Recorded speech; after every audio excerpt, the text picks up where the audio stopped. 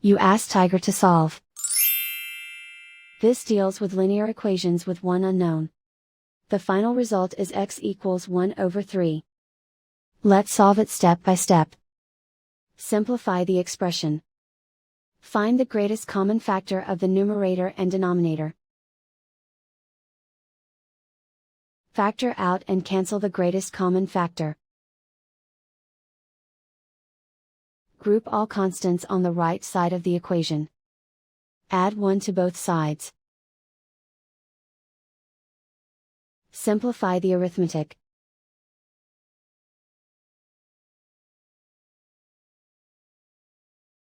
Isolate the x.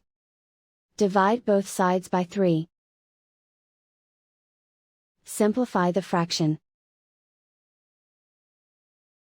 And so the final result is x equals 1 over 3.